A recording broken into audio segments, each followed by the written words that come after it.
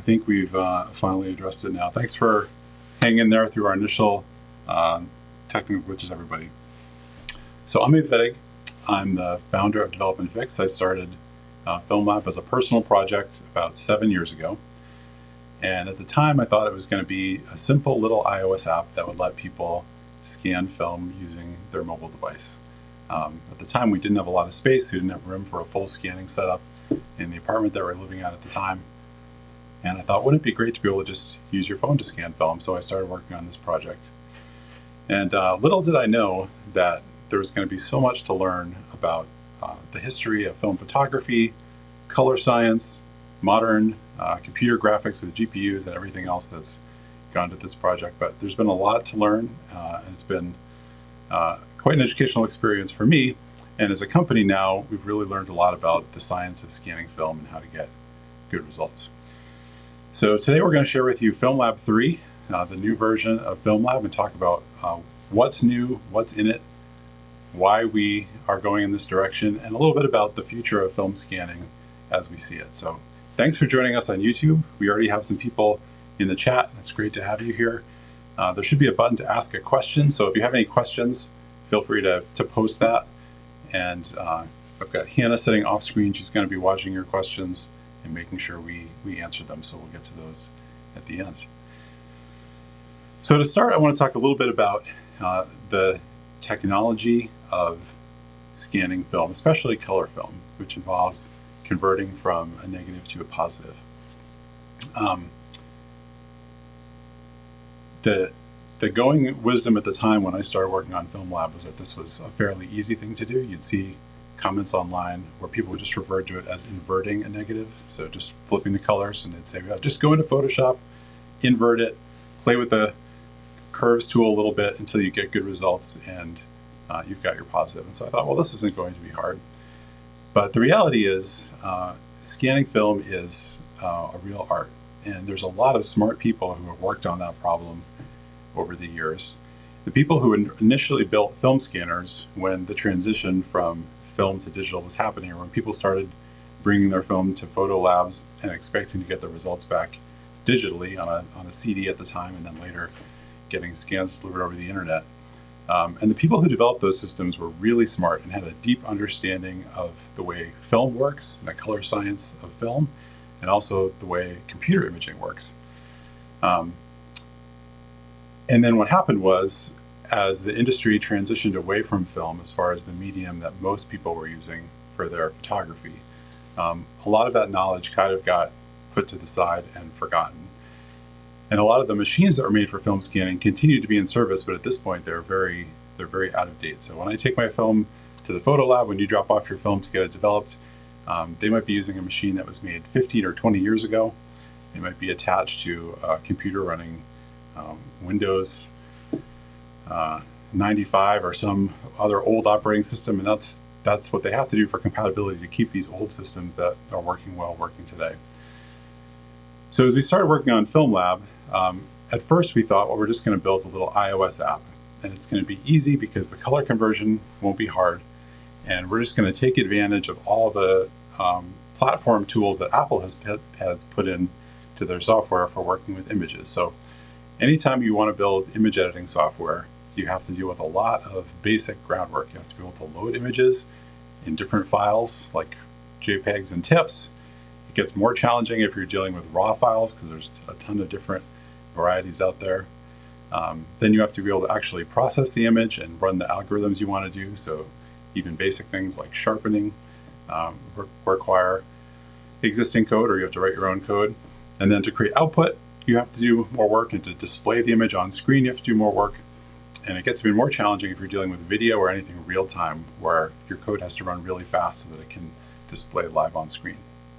So, of course, the approach we thought at the beginning is we're definitely not going to build our own platform from scratch. We're just going to use a mature platform like Apple and build on top of that. But as we got into developing the project and talked to people who were potential users of FilmLab, we realized that there's really a need for better software, not just on Apple mobile devices, but for everybody. People use Android devices. People need good film converting software that can run on their current desktops. Mac OS and Windows and even Linux. And in the future, there's probably going to be need for film software that can run on specific devices that are designed for professional film scanning. And so realizing that, we realized that our software had to be cross-platform.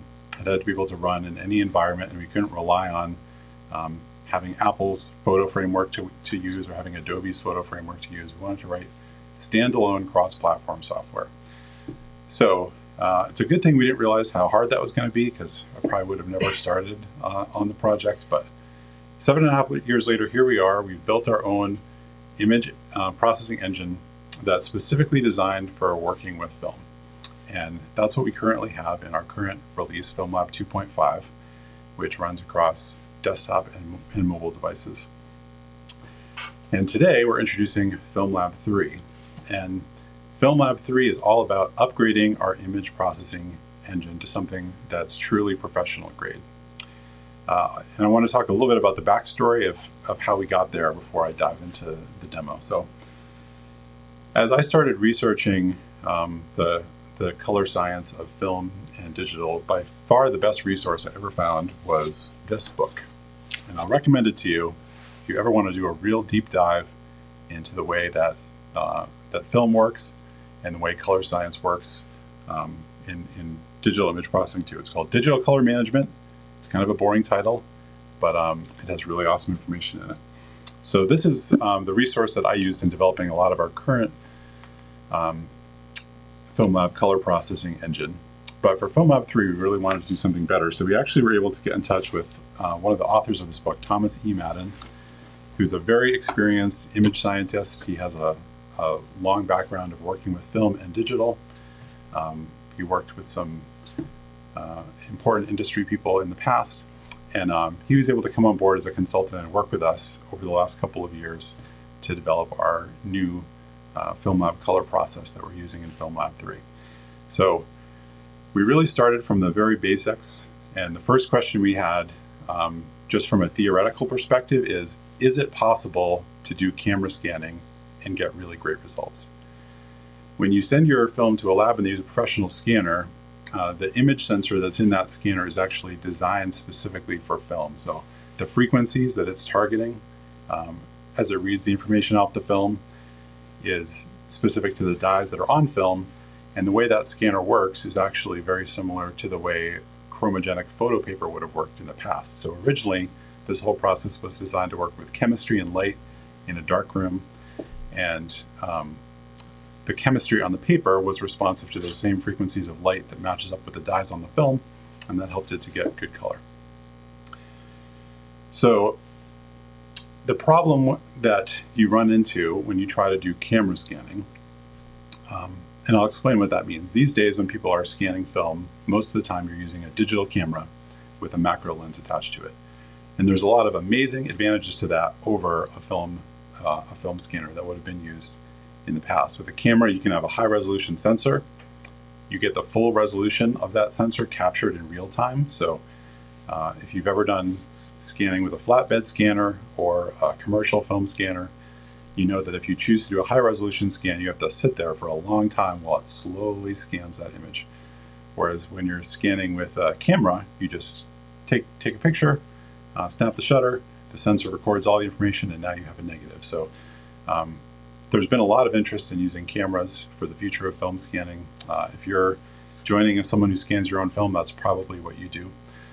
But the problem with camera sensors is that they're designed more to imitate the human eye and the way we see light and the sensitivities, the spectral sensitivities of our eyes, not the spectral sensitivities of a film scanner or of chromogenic paper.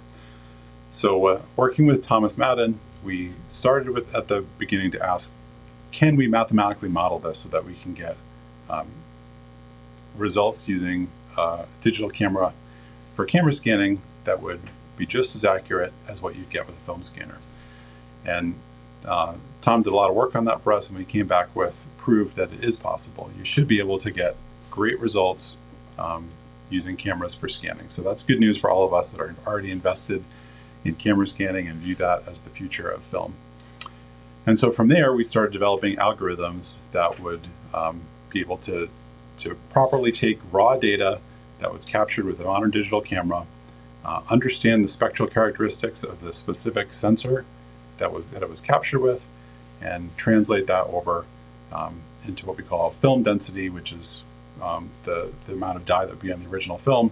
And from there, we can then process it and make a good-looking output image out of it. So we've done that for FilmLab 3.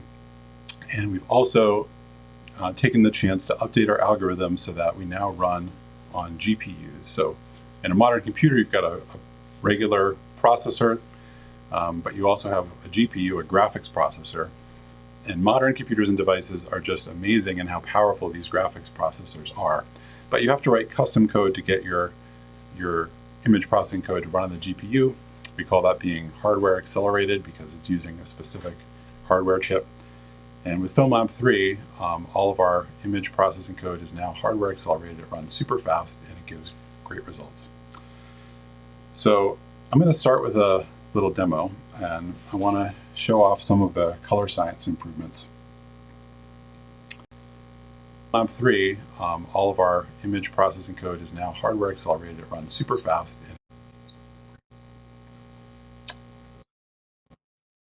Sorry, got a little more feedback, but I've got that now.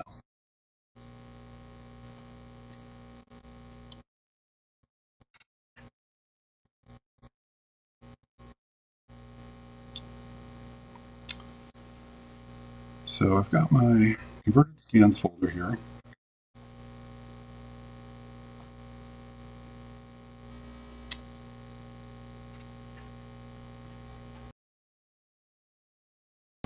For some reason my audio keeps unmuting and causing an echo, but so I've got my scans folder here.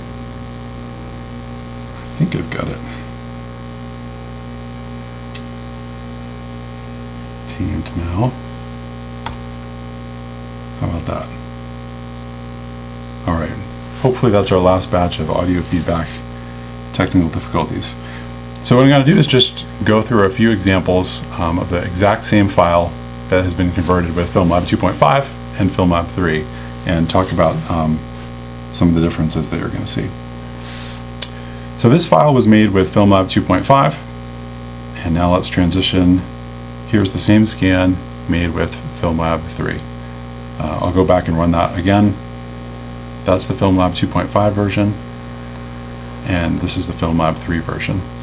A couple specific things that I'm going to point out.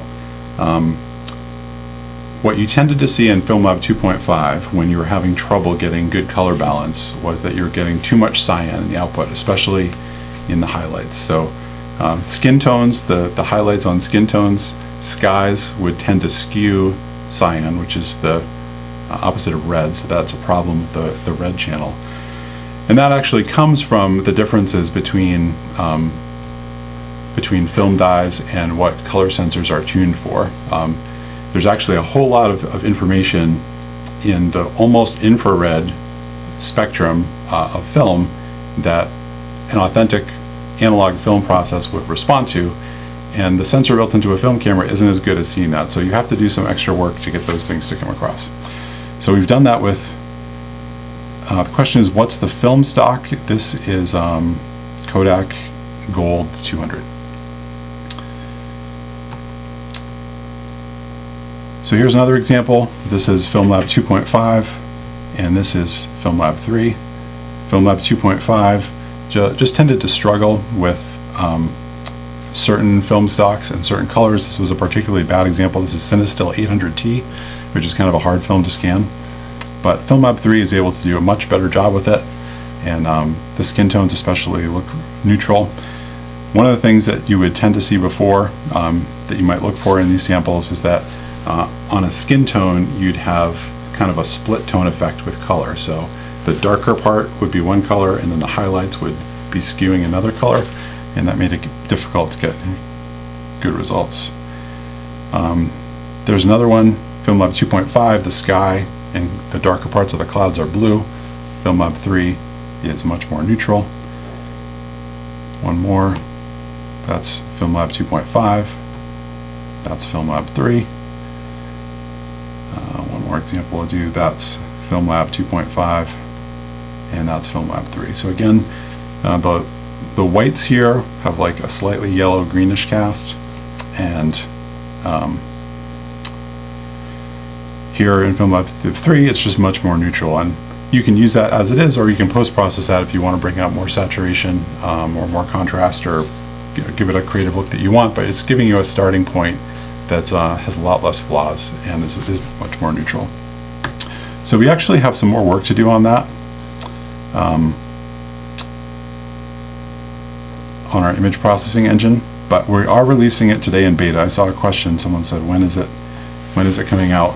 And the beta is actually out right now. So if you already have, we haven't put the link up on our website yet, but if you already have FilmLab, what you can do is you can go to the About FilmLab dialog box in your FilmLab app and check the little box that says you'd like to install betas, and you'll see the FilmLab 3.0 beta will start downloading to your computer.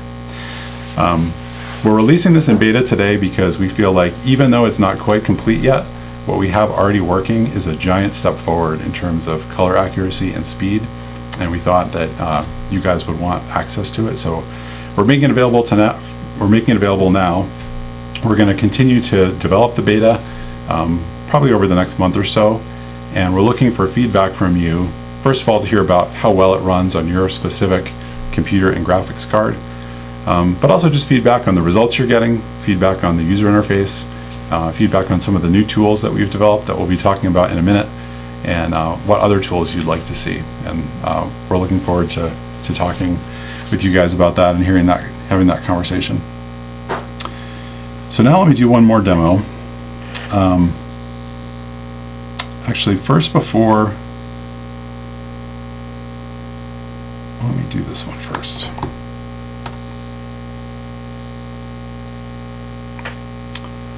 I'm going to give you one more example image of the difference between FilmLab 2.5 and FilmLab 3. And I'm going to do this one interactively because a lot of the difference that you're going to experience when you use FilmLab 3 is in the actual process of doing your own image conversion. When you go to color balance, it just feels like so much less of a struggle now than it was before to get good results. It comes much more naturally. So this is a sample image that I picked because it always bothered me with FilmLab 2.5. I could never get it to color balance right. I'm running FilmLab 3 here, but I actually can still use the FilmLab 2 engine. So if you've been using FilmLab 2.5 and you upgrade to FilmLab 3, all your images are still going to look the same. They're not going to change out from under you. And the reason is that we're still shipping the FilmLab 2.5 color negative process. And if you like the results you were getting from FilmLab 2.5, it did have a really cool look for some images. So you can continue to use that with your existing images if you want to. So in this case, I'm going to try to edit this image. This was on Ektar, which was a film stock that tended to give us trouble because of the reds with FilmLab 2. And I'm going to try to color balance this, and what I'm going to run into immediately, or pretty quickly here, is that I just can't quite get everything right. I can sort of optimize for the skin tones, I can try to optimize for the greenery, I can try to optimize for the white flowers, but there's just like no setting that I can find where everything really looks good, so I'm having to do some kind of a compromise. So now if I switch to the new color negative process in FilmLab 3, it's pretty much there. The auto settings, in this case, came pretty close to nailing it.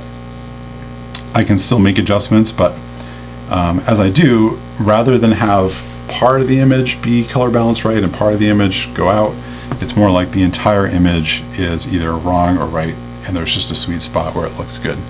So it's such a nice experience editing color in FilmLab 3. I'm going to take a moment and look at a few of the questions. We will get to those in the end. Someone had mentioned already reading the article. I do have a few other demos to do. But before we talk more about, actually while we're here, let's do this demo. For the tungsten. What was the question about tungsten? Can you show a comparison where the photo has tungsten lights? Explain why they vary so much. Let me think. if I have, I'll get to that one at the end. I've got to think about a demo image. So let me go through a few specific things that I have here. So in addition to the new color processing engine having better color science, it's also made it possible for us to add more features and more algorithms to FilmLab. And there's a few things we've done that we think are going to be really useful for a lot of people who are scanning film. So actually I can do it right back on this image. One of the things that we've added is scanning flare correction. So when you do your film scanning, depending on the room that you're in, if you might be in a room with perfectly isolated light where the room is completely black, maybe you have a nice mask around your film scanning device and you've made sure that there's no extra light bouncing around. But a lot of people are scanning in less than optimum conditions. So the room you're in might not be perfectly black, or there might be a little bit of extra light coming through. On the sides of your film, if you're doing full border scanning with sprocket holes on 35mm film, there's almost no way to completely eliminate flare. So what happens there is you have a little bit of extra light bouncing around on top of your film. That's bright white light, and when that image of a negative gets converted to a positive, all that extra light on the negative side becomes extra darkness on your positive image. So the effect is sort of like someone took a pencil and just drew a very light layer of charcoal on top of your whole image. There's just a little bit of neutral density there that's taking away some of the contrast and brightness. So with FilmLab 3, we've added a scanning flare correction tool, and what you can do here, you can see as I'm moving the slider, is just set this based on the conditions that you're in. So most of the time I think we have a default of 0.75%, which assumes that you're scanning under pretty good light conditions in a dark room. But if you know there was extra light and you feel like you can see in the image that there's that lack of contrast, you can just increase the flare correction, and what it does is just sort of brings back the original contrast and color pop of your image. And I have another example here that really shows that. This one is of a fairly light colored subject, so I can do a little bit of color balancing to get this looking the way that I want here. And then if I go down to the flare correction tool, I scanned this image myself, and I know I did it in a room that wasn't totally dark. It was the middle of the day. I didn't have access to blackout shades or anything like that, so I just scanned with the setup that I had. So there's actually a lot of flare coming into this image. And when I use the flare correction, you can see it really pulls out a lot. I'll zoom in on the brightest area, and that's where it makes the most difference. See that there's just a level of dullness there that the scanning flare correction cleans up. Another thing that we have in FilmLab 3 that is a big improvement is noise removal. So in FilmLab 2.5, we didn't do any denoising or sharpening. We just took the original raw file that you had and used that as our input. In the real world, some denoising and sharpening is a good thing, and that might be something that we tend to shy away from as photographers who are looking for more of an analog look, because we don't want our images to look overly digital. We don't want that watercolor look of too much sharpening, of too much denoising, and we don't want that over-sharpened look.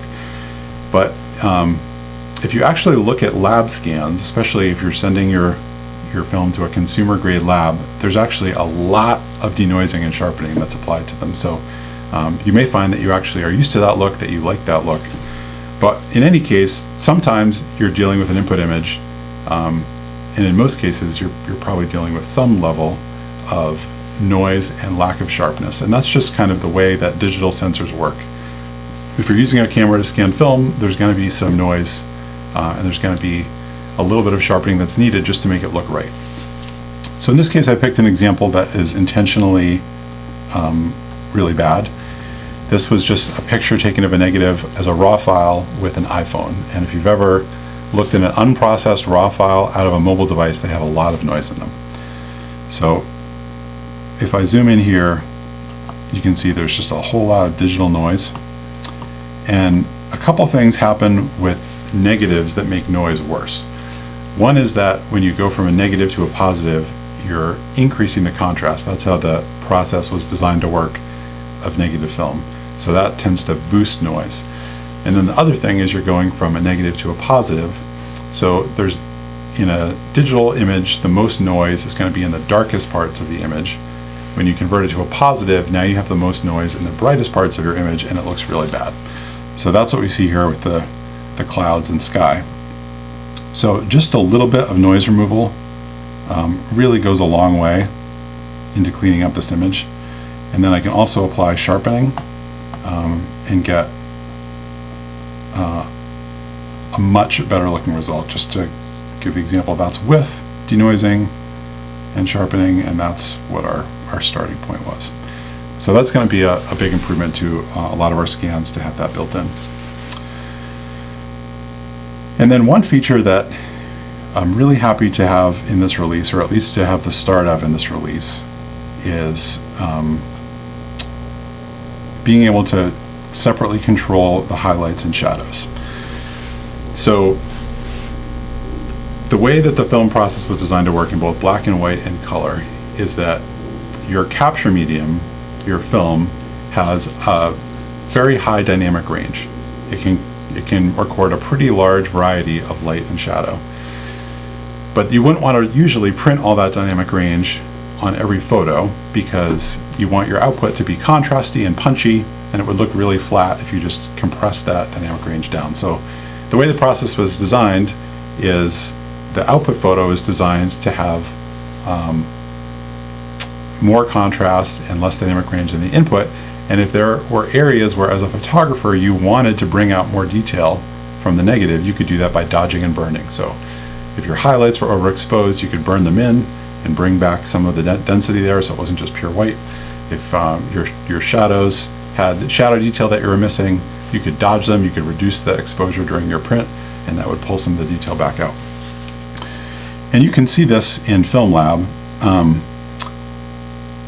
You might have noticed this even if you're using the existing version of FilmLab, is that a lot of times what would happen is you move the exposure slider or the density slider, is that you'd see that there's a lot of detail in this image. Here, if I set my density to be low, I can see a lot of detail in the boats and the background.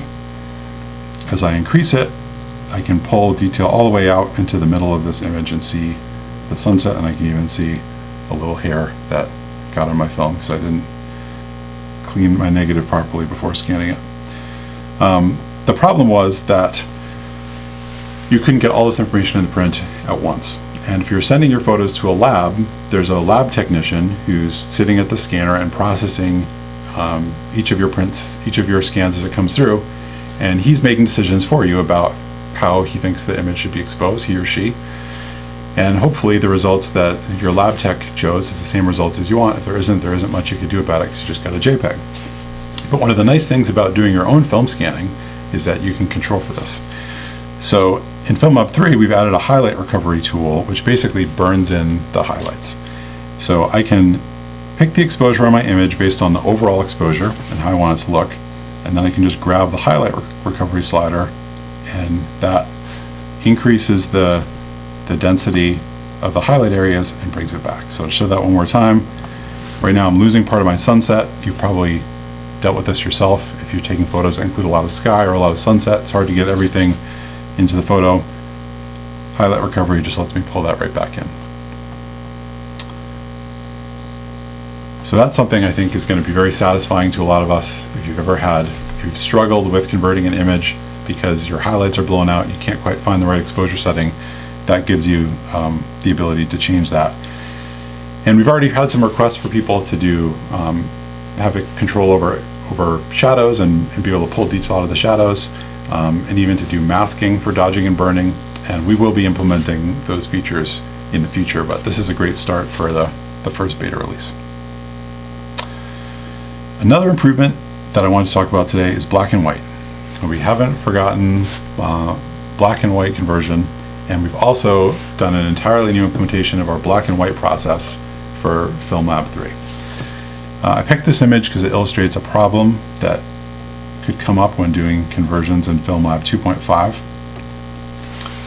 So once again, in the FilmLab 2 black and white negative engine is still there. You can continue to use that process and your photos won't change if you were getting results that you were happy with before. Let me just take a moment and crop this down.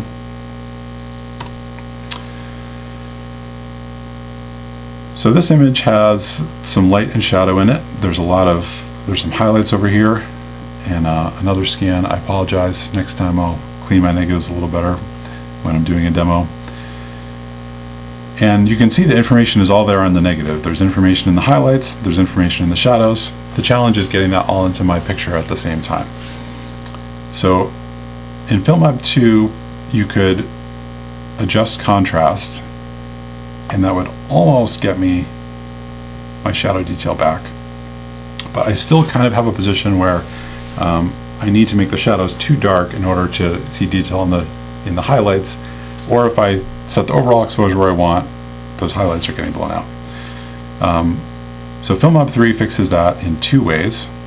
One is we have a much wider and more usable range of contrast curves. You can see I can go all the way from very low contrast to very high contrast. And that tool can be used for creative control. Sometimes you want a lot of contrast, sometimes you don't. But really the purpose of it is primarily to compensate for differences in contrast in your negative. So depending on the lighting conditions when you exposed your negative, depending on the film stock you're using, depending if you pulled or pushed it when you developed it, there can be a wide range of contrast on your black and white negative, and FilmLab 3 lets you compensate for that. And actually the contrast values that we have here between -1 and +5 are actually all based on black and white paper. So if you're doing variable contrasts, black and white printing in the dark room, the range of contrast goes from 0, 0 to 0 and up to 5. And we've used those same contrast curves for implementing the black and white process in FilmLab 3. And as a side point on that, the approach that we take in FilmLab is we're trying to faithfully recreate analog media. So we look at lab scans for comparison. We might look at what other apps do for conversions for comparison, but what we view as the standard we're trying to match is analog materials. So where we actually get some of our negatives printed on film material so we can visually look at them. We look at the specs of analog materials and the documented ways that they behave, and everything in FilmLab is based on that. So the idea is that when you use FilmLab, although it's a digital process, you're getting results that look as faithful to an analog process as possible. So if you've used FilmLab to process your black and white negatives, I think you're going to be very happy with the increased amount of creative control you have in FilmLab 3. All right, that's enough specific demos, but there's one more demo that I want to do for you, and that has to do with speed. So FilmLab 2.5 introduced batch conversion features.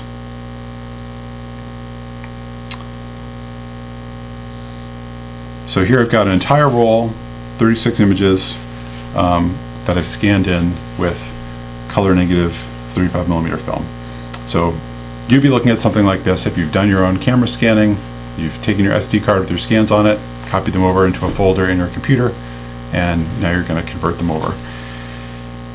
And in FilmLab, starting in version 2.5 of FilmLab, you can do a batch conversion like this. I can select all the photos, I can say process as color negative, and then FilmLab will go through and batch process them. So here it goes. It's working its way through all my images. Oh, I was like, that was really fast, and the reason is that is actually FilmLab 3, not FilmLab 2.5. I have a copy of it. Hang on a sec. Let me just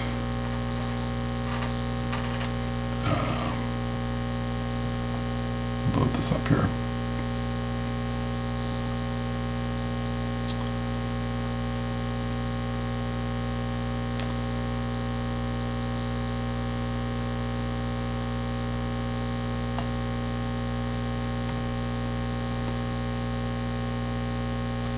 let's check the version. Okay, here's FilmLab 2.5. So let's do that again. We'll revert to the original file. And now I'm going to process color negative, and let's just count and see how long it takes to finish processing this whole batch of 36 images. So we'll say 1 Mississippi, 2 Mississippi, 3 Mississippi, 4 Mississippi, 5 Mississippi, 6 Mississippi, 7 Mississippi. You can see this is taking a while. We're maybe at 10, 11, 12. It's almost painful to do this in a live demo. 13, 14, 15.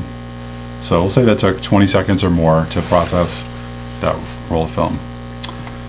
So now,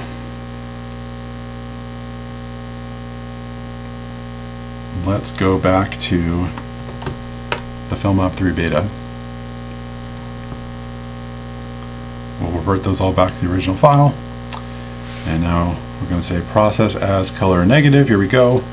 1 Mississippi, 2 Mississippi, 3 Mississippi, 4 Mississippi, 5 Mississippi. Done. So it's about 4 times faster on average. That's typically what we've seen. And we're not even fully done yet with all the speed improvements that we have planned for this beta. So the goal is that you really shouldn't ever have to wait around for your computer to be working while you're film scanning, which is a big step forward for film scanning in general. We've all spent a lot of time waiting for our film scans to complete, and now the goal is to get it pretty much instant. So you're going to enjoy that in FilmLab 3. So that's the demo. I'm going to switch back to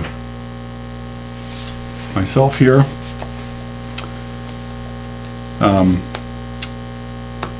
So we've got a giveaway to talk about, a coupon code to talk about, but first I just want to, and of course we're going to answer questions from you. First I just want to talk for a minute about the future of film scanning. So right now the state of things is we've got basically 3 groups of people scanning film. We have photo labs, and we all love photo labs, especially the mom and pop shops that survived the downturn in film and stuck around. We can still bring our film there and have it get processed. We have people who are scanning film at home ourselves. Maybe you like to do that. That's why you're tuning in for this YouTube stream, so you can learn about film scanning software. And then there's actually another whole group of people who are scanning film, and that's people who work in cinema. There's film scanning is still alive and well in cinema. There was a lot of talk about film and film scanning in the news with the release of Oppenheimer, which was shot on medium format IMAX film. And right now, all 3 of these groups are working in totally different ways with totally different technology in terms of hardware and software. And where we think the future is going is that there's going to be new, better software developed, which we're working on in FilmLab and other people are working on too, and that eventually that software or the standards behind that software is going to start being used by people who are doing their own film scanning, and eventually by professional film labs too. And what that will mean for you and me is that when you bring your film to a film lab and they develop it for you, instead of getting back JPEGs that have all the edits baked into them, you'll get back raw files that have the full dynamic range of the film, and it'll be in a format that your film conversion software like FilmLab can understand. And then you can use the images as they are, and they'll look great, and you'll have higher resolution files than ever before. But you can also go in and make creative edits. You can dodge and burn and do things like that in a way that's not possible with the workflow that most of us have today. And we think part of that change is going to be moving toward standards developed by the cinema industry. So part of what we've done with FilmLab 3 is as your negative gets digitized and then it moves from a camera raw file to the output image that you're seeing on the screen, it goes through an intermediary stage, which is a format called ACES, which was developed by the Academy of Motion Picture Arts and Sciences.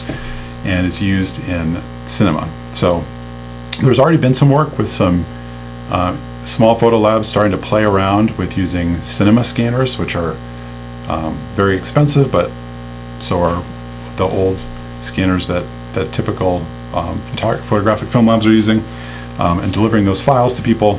The problem is when you get those files today, it's not really in a format that you can do anything with, and you're kind of back to the situation of like going into Photoshop and playing with curves and trying to get good results. So as we move forward with our image processing technology in FilmLab, we're going to be able to support those files so that if someone is using cinema equipment for scanning, you can still get results that are faithful to how they should have looked on analog film using FilmLab. All right, that's where we are, and that's where we're going. A couple other things before I answer questions is, one, we have a giveaway. Let me switch back here. Our friends at Negative Supply have chipped in with an awesome giveaway. They have their brand new 97 CRI 4x5 light, which just came out. This is a great light source for scanning film.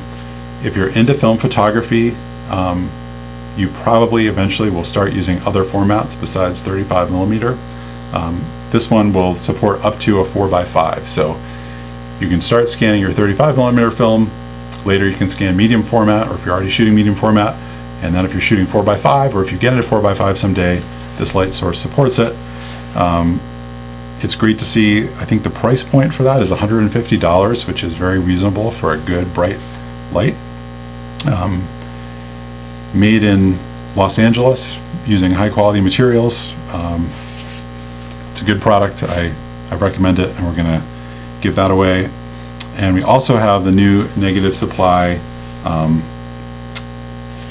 what do we call this? Film transport? Film carrier. Thank you. The basic film carrier. They were kind of the first ones to make a really high quality modern film carrier where it keeps your film perfectly flat as you're scanning, which is a very important thing. It makes it easy to move it back and forth when you're doing a whole roll of scans. So our giveaway is the light source combined with the carrier. And how do people enter the giveaway? The way to enter the giveaway, we decided it was a little convoluted because we're new to YouTube and I didn't understand that you can't see all your followers unless they have toggled into that. So if you can go to our last post on Instagram where we announce the giveaway, and just leave a comment and say that you subscribe to our YouTube channel, you are entered in the giveaway. And we're going to draw a winner tomorrow morning at 9 a.m. Eastern Standard Time, so that people have time to find this and enter the giveaway. Okay, great. So hopefully you can all hear Hannah on the mic. As a takeaway, the giveaway is for our YouTube subscribers, but we said that naively, not knowing that we couldn't see all our YouTube subscribers. So there's basically two ways to enter. You can, if you have a public YouTube profile and you're using your name, you can follow us on YouTube and we'll be able to see that. Otherwise, just leave us a comment on our Instagram, and it's basically the honor system. We trust you. If you say you followed us on YouTube, you'll be entered into the giveaway, and we will pick one tomorrow morning and get in touch with you. So that'll be a nice scanning setup for somebody. We also have a coupon for FilmLab. Did we actually set it up? It is set up. Okay. So the FilmLab is YouTube 20. Let me, I think I can put this on the screen here. Yeah, just put it in the show notes. We can add it. We'll add it to the show notes. There it is on screen. YouTube 20, that gives you 20% off a FilmLab purchase, whether it's a monthly purchase, annual, or lifetime. And this is a pretty sweet coupon because it's a permanent one. So if you use it for your monthly subscription, it's not just 20% off your first month, but you'll get 20% off for as long as you remain a subscriber. One thing I'm going to take the opportunity to pitch to you guys is the FilmLab lifetime license. So we have a lifetime license. It's $200.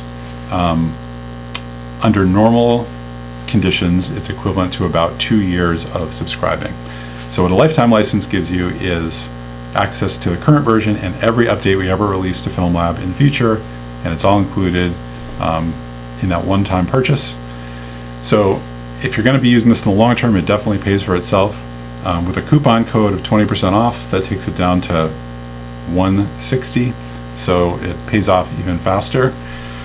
And it's helpful to us because we're a small company in the early stages, and having cash on hand lets us move faster, develop our software faster. So it's nice for us when people buy lifetime licenses. It's also a good deal for you. We've already had people leaving comments as we announced FilmLab 3 saying things like, oh, I bought a lifetime license 4 years ago and I'm so glad I did because now I'm getting all these updates for free. So we definitely don't plan on stopping with FilmLab 3. We have a pretty extensive roadmap in the future. We have some great updates coming. So if you buy a lifetime license, you'll get all those for free in the future. That's my pitch on that. And that's standalone. They don't need anything else. Yes, and FilmLab is standalone. A word on our betas. So we have Windows and Mac betas out today. The iOS beta will be out next month. And then the long-awaited Android beta of FilmLab 3 will be out later in the fall. We are working on the Android app. It's not quite ready yet, but we're going to have it up for beta testing before the end of the year, and we're really excited to get that into your hands. Okay, let's go to Q&A. Okay, I'll just read them to you Thank you. because they're kind of in the tab and in the chat. So I'll go to the tab first. And I know there was a number of people asking about black and white, but you did address that in your presentation. But we can see. So somebody asked, do you have a plan to bring Kodachrome color science into film scanning? Kodachrome color science. That is a really good question. So of course, the tragedy of Kodachrome is that the process of developing those that film doesn't exist anymore. So Kodachrome was a positive format. You'd shoot slides with it, and you used to be able to send it to a film lab and you get back beautiful slides. And now that doesn't exist anymore. So at the moment, of course, we don't have any solution to that problem. But if you already have Kodachrome slides, I guess what you're probably asking about is scanning those and getting good results. And the answer to that question is yes. We do plan on supporting slide film stocks in the future. So there's a little bit of a similar problem to film there, where slide film was meant to be displayed under certain conditions. Of course, it was meant to be viewed directly by human eyes, so there is a difference there, but it was meant to have certain light sources and certain room conditions and things like that to give good results. So if you just scan a slide directly, it's going to look really blue, and it's going to have kind of weird contrast, and the colors might not be exactly right. And we do plan on having a built-in process in FilmLab to get accurate results digitizing slides. Okay. Hopefully that answers the question. Next question is, will you support Lumix Panasonic cameras? Yes, we do already, but we don't have a special profile for them. So I think if you just use the standard color profile in FilmLab 3, you're going to be happy with the results that you get. But there's still improvements that are possible. And I would say we're probably like 80 or 90% of the way we want to be there in general with our color science, but there's still areas that we can get even more accurate. And ultimately, the way to do that requires that we have the spectral sensitivity of the specific sensor on each camera that we support. So we need to know exactly how that camera responds to light, and every camera and sensor is different, and the camera manufacturers do not publish that information. So we have a number of cameras that we do have specific profiles for, because we've been able to gather them from existing research papers that have been published and other sources online. But ultimately, to get where we want to be, we're going to have to build a much bigger database of specific spectral sensor characteristics for different cameras. And that's a work in progress, and I don't really know exactly how long that's going to take yet. So I would say try FilmLab 3 today. I think you'll probably find that the results it gives you are very good, and you can look forward to those results continuing to just get even more fine-tuned and accurate in the future. Next question, are dedicated film scanners similarly well supported to digital cameras? For example, Cool Scan series. My answer to that would be actually very similar to with the Panasonic question. We do not yet support specific film scanners, and we want to, and we plan to. So ultimately what we want to have is a profile that understands, we know exactly what's how the sensor in that exact scanner works, and we have a profile built for it, and we can process the input to get the most accurate results. And what that would require is for you to use software that gave you a raw file out of your scanner, so that we were able to get the raw values, exactly what the scanner read when it measured the film, and then we could convert those. At the moment, we don't have that, so what you can do is you can scan into a TIFF and have that be in a standard color space, like sRGB or Adobe RGB. In that case, when we get information like that that's already been processed into a new color space, we call that being output processed instead, or output referred instead of input referred. So we're not getting the actual input, but we're getting what the scanner created for output. The results tend to be a little bit less accurate because there's been a little bit of interpretation done by the scanner. But for any of these questions, I would say try it. You can download FilmLab as a beta, and you can process your first 36 images for free. That's also been, that 36 image counter is reset with FilmLab 3, so if you've hit that limit trying one of our previous versions, you can download FilmLab 3 and start again. And if you find an image that you don't think you're getting good quality with, please get in touch with us. Our support email address is support@developandfix.com or support@filmlabapp.com. They both go to the same place. We can put that in the show notes. Yep. And what we'll do is we'll send you a Dropbox link so you can upload your input file to us, and then we'll put that in our set of images that that we know need to be improved, and we'll work on improving that for the next version. Next question, is a clone tool for removing dust a possibility? Yes, as you've seen in my demo, dust is a real problem, so I feel your pain. That is a possibility, and that probably won't be in, or I can tell you that is not going to be in the FilmLab 3.0 release, but 3.0 is just the beginning. There's going to be, 3.1 and 3.2, and we really try to listen to our users as far as what we prioritize. So if what we hear from you guys is we're happy with the color science, what's really causing us the most pain now is the lack of a dust removal tool, we'll definitely prioritize doing that next. Next question, is there any chance of the integration of a tethered process? Yes, that is a long-term goal.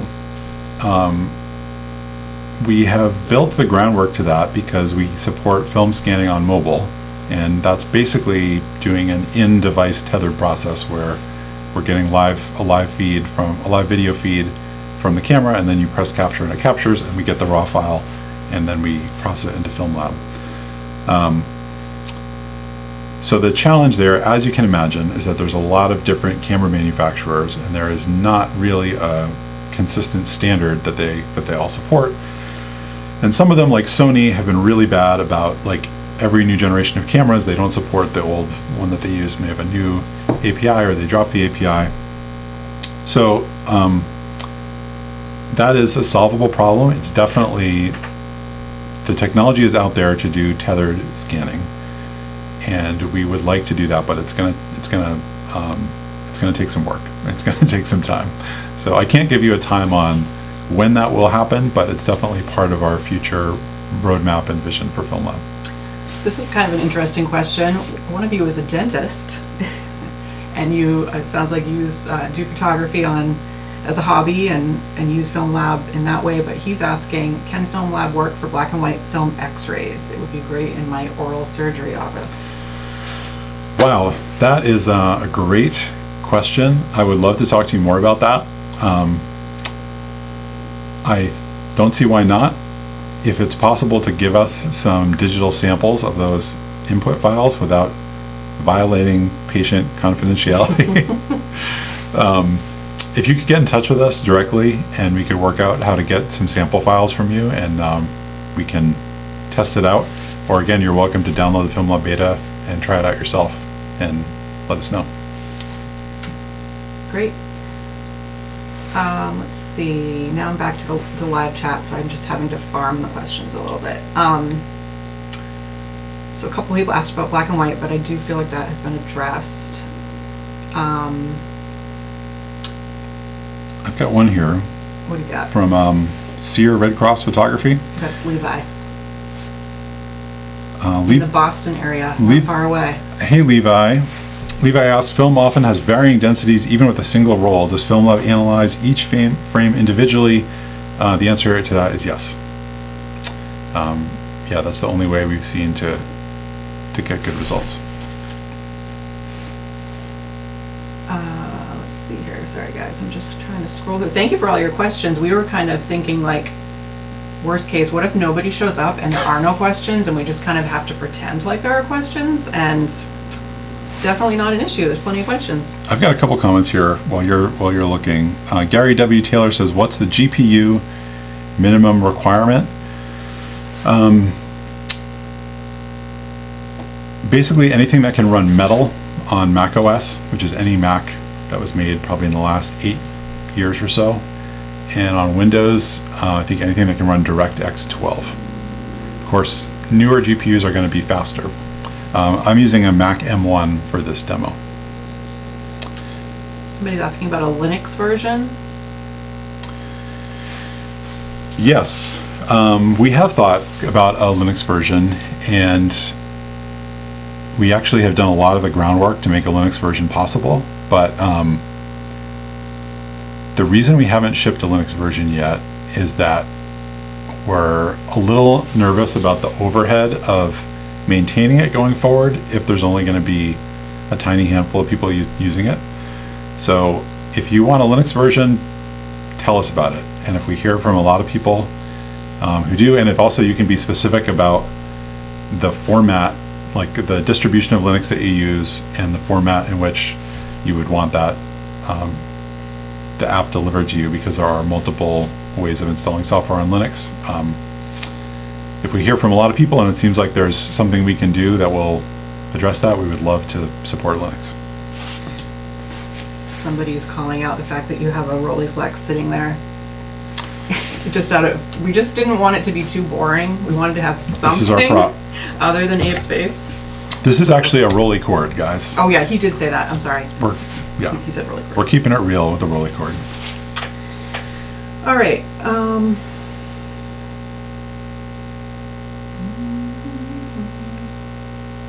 Yep, someone else with a dust tool. What else do you see here? A lot of people are happy, so that's nice to hear. Thank you guys. Is there a chance of Fuji X-Trans interpolation improvement? Yes, happy to say that has been fixed. So I think he might. Did you ask us that on Instagram today? I feel like I recognize his little avatar. there was an issue in FilmLab 2.5 and previous versions with X-Trans processing that has been fixed already in FilmLab 3, and we also have a new, even more improved X-Trans processor in the works that will ship a little bit later. Will saved images now include the embedded color profile? They weren't. Yes. I'm saying yes to that question. That's not the answer. Not in the current beta, but that feature is in development. So right now we only support sRGB output, and we don't actually embed an sRGB profile into our output because pretty much all apps assume sRGB if there's no profile included. But that is on our to-do list for the FilmLab 3 release, is supporting multiple output color spaces and embedding the data in there, so that is coming. I think that might have been all the questions. If I didn't say your question and you want to type it again, I feel a little lost in the chat. So Yeah. we can take a second if you have any more questions, but thank you for all these questions, and it's really nice to see some old friends of FilmLab on here and also lots of new friends. Yes. One more question from John W. Can you output a RAW file or a format that allows more manipulation in Lightroom or other RAW editors? Today, the best way to do that, and for FilmLab 3 in the next couple months, the best way to do that is going to be to choose an output format like Adobe RGB once we support that color space. Process your image in a way intentionally where you're preserving as much information as possible, which usually means doing a low contrast conversion. And then you can take that information into your workflow and process it next. The idea of a RAW file format that's a positive but that includes all the information on film is something that we're super interested in and we're actively working on, and we're looking to cinema standards for that. So that day is going to come where basically you can output a file from FilmLab that's been converted into a positive but literally has all the information that was on the negative and hasn't done any processing to it in a format that you can then use with other apps. But that's probably it's after FilmLab 3.0 that will actually ship. You see that one from Mark? Mark Taylor. Yes. He asked, will the iOS version be the same as the desktop ones and support raw input from DSLRs? Yes. It's really nice using an iPad, for example, to process your film scans. And next week, when the iOS beta is out, you'll be able to download that using Apple's Test Flight app. We'll send out an email to our mailing list with the details about how to sign up for that. And then you can enjoy processing your film scans on your phone or iPad. So I would just say too, as you guys are using FilmLab 3, feel free to send us either the fastest way to get in touch with us, honestly, I think is Instagram Messenger, because it's, basically like texting right there. Feel free to share your results with us because we would love to see them. And if it's something that you don't mind us sharing with our audience, we would love that as well. We try to come up with our own content as much as we can, but this is it. This is the whole team right here. So if there's people that can supply us with imagery that we can share and we can give you credit, then that would really help us out. Yeah. Thank you so much for joining today. Thanks for bearing with us through our technical difficulties and sticking around and asking questions. This was really fun. I hope you found it helpful, and we'll do it again. So see you next time. Thank you.